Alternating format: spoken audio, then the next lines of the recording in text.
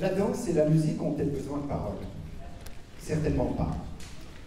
Mais dans chacun de ses spectacles, Marina Grandjean raconte une histoire. Cette histoire, elle est très précise dans sa tête. D'ailleurs, vous allez la découvrir au fil des tableaux qui vont suivre. Mais ce soir, pour une fois, elle a souhaité que cette histoire vous soit d'abord brièvement racontée. Comme Marina est beaucoup plus à l'aise dans les entrechats qu'avec les mots, elle m'a demandé si je voulais bien le faire.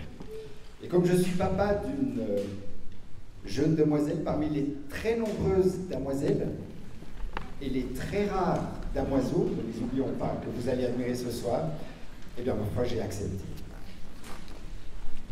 Nous sommes dans un palais brillant, joyeux, plein de bonheur, avec un prince et deux princesses, ses sœurs. Ce palais est placé sous la protection d'un talisman qui apporte joie et bonheur, même si, ma foi, les deux princesses ont deux caractères assez différents, qu'elles ont tendance parfois à se chamailler. Nous savons tous que c'est assez normal entre frères et sœurs. Comme il y a un prince, il y a naturellement une fiancée. Elle est jeune, prude, timide. Elle vient en visite. Allez savoir pourquoi, elle amène un arc. Allez savoir pourquoi, le prince décide d'utiliser cet arc pour aller à la chasse. Le talisman ne doit pas quitter le palais, alors il le confie à l'une de ses sœurs. Fatale erreur. À peine a-t-il tourné le dos que la déesse de l'eau fait son apparition. C'est un personnage inquiétant, un peu trouble, presque malfaisant. Elle veut dérober le talisman. D'abord, elle sème au sein de la cour une ambiance de joie un peu factice. La vieille gouvernante y met bon ordre, et à ce moment-là, la déesse de l'eau appelle ses troupes. Ses troupes, c'est la grêle. Et la grêle s'abat sur le palais, plonge tout le monde dans une torpeur glacée. La déesse de l'eau en profite pour s'emparer du talisman et fuit.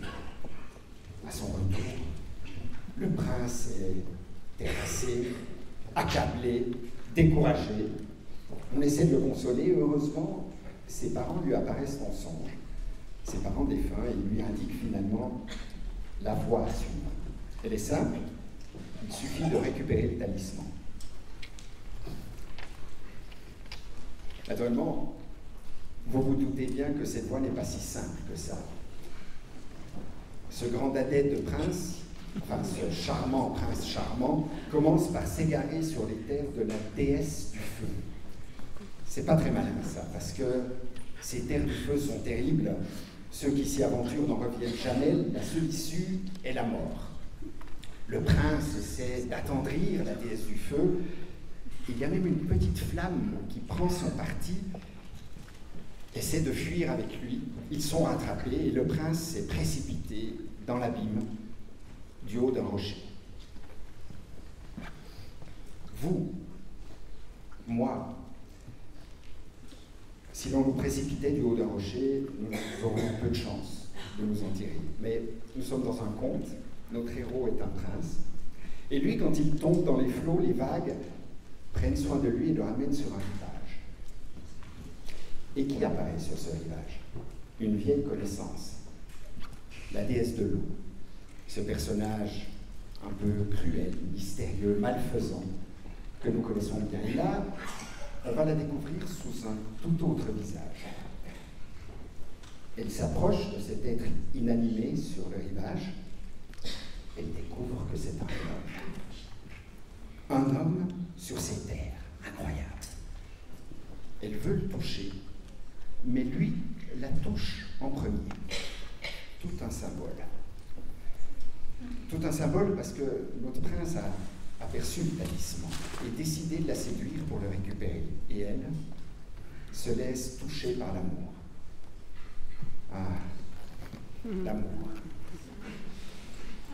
Cette déesse de l'eau, qu'on avait connue si égoïste, dure, malfaisante,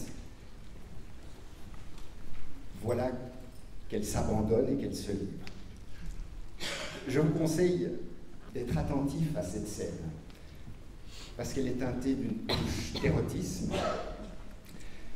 Et c'est sur cette promesse que je vais arrêter, naturellement sans vous dire la fin, parce que dans un spectacle, la fin ne se dévoile pas, elle se découvre. Je vous souhaite une excellente soirée.